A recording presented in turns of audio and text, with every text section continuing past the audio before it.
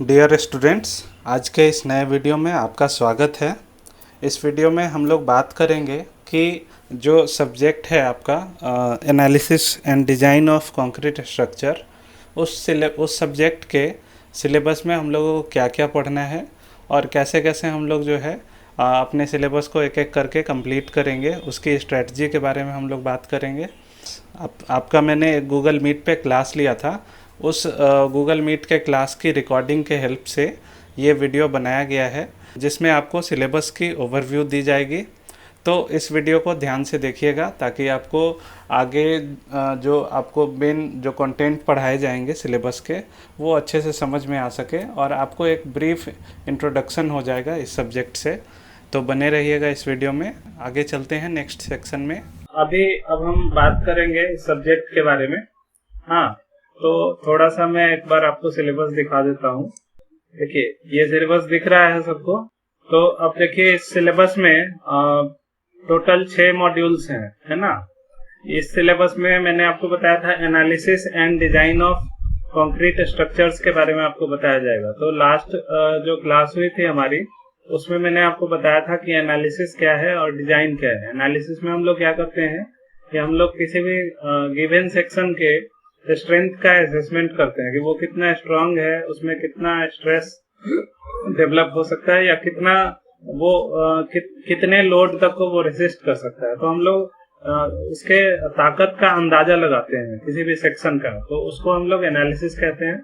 और डिजाइन में एक गिवन कंडीशन होता है, उस कंडीशन के लिए हम लोग क्या करते हैं, डायमेंशन डिसाइड करते हैं या डायमेंशन का डिजाइन करते हैं। हम बताते हैं कि इस साइज का मेंबर का साइज ये होगा या मेंबर के में इतना मटेरियल लगेगा, तो उसको हम लोग डिजाइन कहते हैं। तो इस प्रेजेंट सब्जेक्ट में हम लोग एनालिसिस और डिजाइन ऑफ कंक्रीट स्ट्रक्चर यानी कंक्रीट स्ट्रक्चर से रिलेटेड एनालिसिस और उनके डिजाइन की बात करेंगे, है ना। तो यहाँ पे जो पहला मॉड्यूल है वो इंटायरली अलग है और इसके बाद जो बाकी मॉड्यूल्स हैं वो सब इंटर रिलेटेड है। तो पहला मॉड्यूल जो है वो कुछ इस तरह का है कि इसमें आप लोगों को जनरल टॉपिक्स पढ़ने हैं, ज्यादा टेक्निकल चीजें नहीं है। जैसे कि एनर्जी प्रिंसिपल क्या है, तो इसका मैंने आपको नोट्स दिया था। एनर्जी प्रिंसिपल के बारे में भी बताया था लास्ट क्लास में। उसके बाद सेफ्टी क्या होता है, तो सेफ्टी का मतलब यहाँ पे स्ट्रक्चरल सेफ्टी से है। इसका नोट्स मैंने तैयार कर लिया है और जल्दी ही मैं आपको भेज दूंगा जैसे ही VCS काम करेगा। उसके बाद सस्टेनेबल डेवलपमेंट के बारे में भी पढ़ना है, इसका भी मैंने नोट्स तैयार कर लिया है। फिर आप लोगों को इसमें पढ़ना है कि स्ट्रक्चर क्या होता है और किन किन चीजों से एक स्ट्रक्चर बनता है। तो आप लोगों ने एक बिल्डिंग देखा होगा, एक बड़ी सी बिल्डिंग है, वो कई चीजों से मिलकर बनी होती है। यानी एक बड़े से स्ट्रक्चर में कई सारे छोटे छोटे कंपोनेंट या एलिमेंट्स होते हैं। तो उन एलिमेंट्स के मिलने से एक स्ट्रक्चर बनता है और एलिमेंट्स को एक डेफिनेट तरीके से लगाने से वो स्ट्रक्चर तैयार होता है। तो इसके बारे में भी हम लोग पढ़ेंगे, आपको नोट्स में दे दूंगा। उसके बाद स्टेबिलिटी का प्रिंसिपल क्या होता है, इक्विलिब्रियम किसको कहते हैं। तो इक्विलिब्रियम के बारे में मैंने बताया था कि कोई भी चीज अगर उसमें नेट फोर्स इक्वल हो जाए तो उसको हम लोग क्या कहते हैं, इक्विलिब्रियम कंडीशन, है ना। And what is structural engineer, structural engineer क्या होता है। तो डेफिनेटली स्ट्रक्चरल इंजीनियर वो इंजीनियर होता है जिसे स्ट्रक्चरल इंजीनियरिंग का नॉलेज हो, है ना। तो जैसे कि स्ट्रक्चरल इंजीनियरिंग के अंदर बहुत सारे सब्जेक्ट्स होते हैं। लास्ट क्लास में मैंने बताया था कि सॉलिड मैकेनिक्स है, इंजीनियरिंग मैकेनिक्स है, एनालिसिस ऑफ स्ट्रक्चर है, डिजाइन ऑफ स्टील स्ट्रक्चर है, डिजाइन ऑफ कंक्रीट स्ट्रक्चर है। ये सारे सब्जेक्ट्स जो भी स्ट्रक्चरल इंजीनियरिंग से रिलेटेड हैं, उनके बारे में जानकारी रखना ही स्ट्रक्चरल इंजीनियर का ये रोल होता है ना। और उनके जो स्ट्रक्चरल इंजीनियरिंग के जो भी ये एस्पेक्ट्स होते हैं, उनको फॉलो करना एक स्ट्रक्चरल इंजीनियर का रोल होता है। तो ये सब पढ़ना है। उसके बाद किसी भी कंस्ट्रक्शन में या स्ट्रक्चर में इंजीनियर का, आर्किटेक्ट का, बिल्डर चूंकि बिल्डिंग बनाने का काम करता है, तो builder is not an engineer. Engineer का काम है डिजाइन करना, आर्किटेक्ट का काम है एस्थेटिक अपीयरेंस देना या उसकी प्लानिंग करना। और जो यूजर हैं, यानी यूजर जैसे कोई बिल्डिंग में हम लोग रहते हैं तो वी आर द यूजर्स, और उसको कोई कॉन्ट्रैक्टर अगर बनवाता है तो that contractor is called builder, यानी जो उसको बनवाने का काम करता है। तो इन सब का क्या रोल होता है, ये सारे जो हैं वो अलग अलग सोसाइटी के मेंबर्स होते हैं, इनके रोल के बारे में आपको बताया जाएगा। What are the functions, what do the engineers design, engineer क्या डिजाइन करते हैं, और first principle of process of design क्या है। तो ये सारे जो हैं वो नॉन टेक्निकल एस्पेक्ट्स हैं, मतलब मैनेजमेंट वाले एस्पेक्ट्स हैं। ये इंटायरली अलग है, प्योरली टेक्निकल नहीं है। जो आपका प्योरली टेक्निकल मॉड्यूल है वो मॉड्यूल 2 है। तो मॉड्यूल 2 में हम लोग बात करेंगे कि रिइंफोर्स्ड कंक्रीट स्ट्रक्चर क्या होता है। रिइंफोर्स्ड कंक्रीट स्ट्रक्चर को हम लोग शॉर्ट फॉर्म में आरसीसी कहते हैं। आरसीसी, आर मतलब रिइंफोर्स्ड, सी मतलब सीमेंट एंड सी मतलब कंक्रीट। तो रिइंफोर्स्ड सीमेंट कंक्रीट, ये लास्ट ईयर मैंने आपको जब ये बताया था, जब आपकी इंटर्नशिप कराई थी मैंने, तो वहां भी आप लोगों को बताया था मैंने आरसीसी के बारे में और पीसीसी के बारे में, है ना। उसके बाद बेसिक मटेरियल प्रॉपर्टीज यानी मटेरियल प्रॉपर्टीज के बारे में हम बात करेंगे कि कौन कौन से मटेरियल यूज होते हैं आरसीसी में और उनकी प्रॉपर्टी क्या क्या होती है। तो आज हम इस पे भी थोड़ी सी चर्चा करेंगे। और stress strain relation of concrete and reinforcing steel.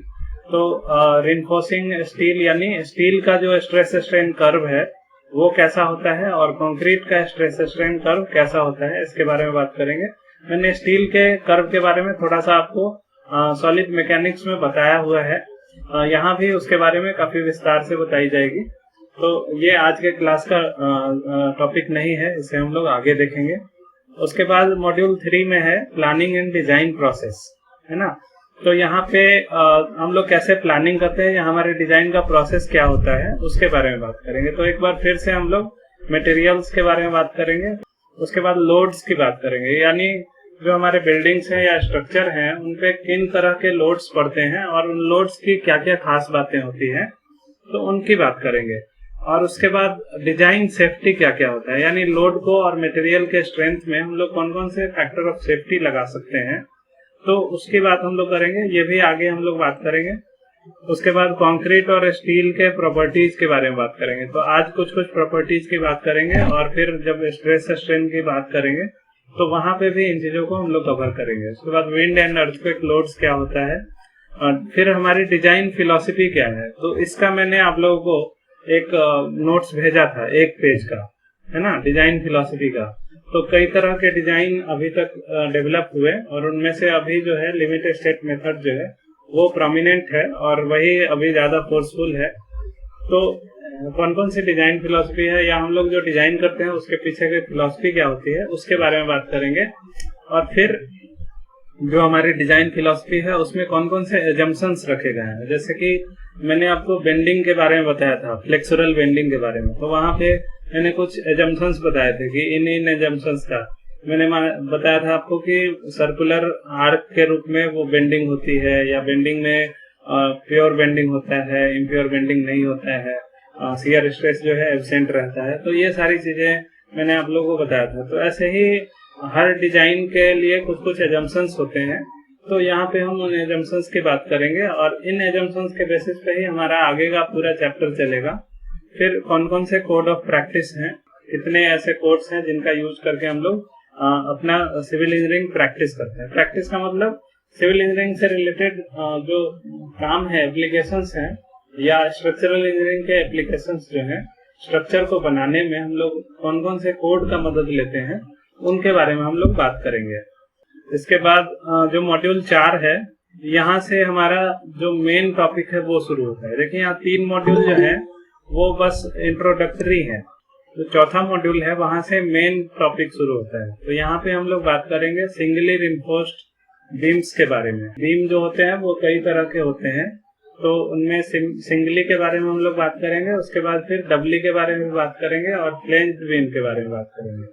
तो ये इंटायरली जो टॉपिक है उसमें हम लोग बीम के डिजाइन की बात करेंगे, है ना, बीम के सेक्शन के डिजाइन की बात करेंगे। आगे हम बताएंगे कि बीम का सेक्शन डिजाइन और बीम के टोटल डिजाइन में क्या डिफरेंस है।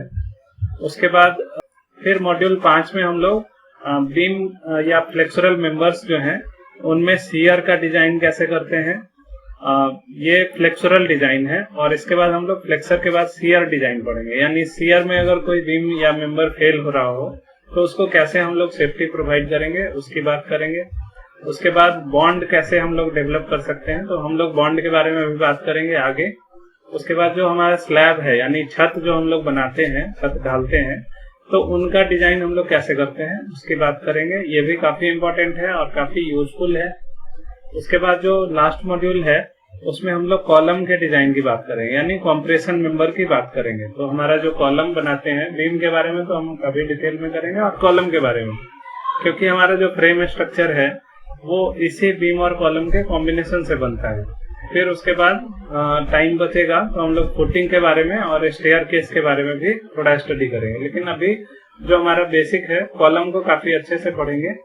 फुटिंग स्टेयर केस को भी हम लोग ध्यान देंगे कि वो कैसे होता है, उसके बारे में हम लोग बेसिक आइडियाज लेंगे। तो ये सिलेबस है। तो इस वीडियो में आपको ये पता चला कि analysis and design of concrete structure का ओवरऑल सिलेबस क्या है, उसमें कौन कौन सी चीज़ें आप लोगों को पढ़नी है और किस तरह से हम लोग जो है सिलेबस को 1 बाय 1 कंप्लीट करेंगे। मुझे आशा है कि आपको ये जानकारियाँ अच्छी लगी होंगी। आगे के वीडियो में हम लोग फिर से अब सिलेबस के मेन कंटेंट की बात करेंगे, यानी 1 बाय 1 हम लोग मॉड्यूल्स पे डिस्कशन करना शुरू करेंगे। तो आगे के वीडियोज़ में आप बने रहिएगा। Thank you very much for watching this video. Thank you.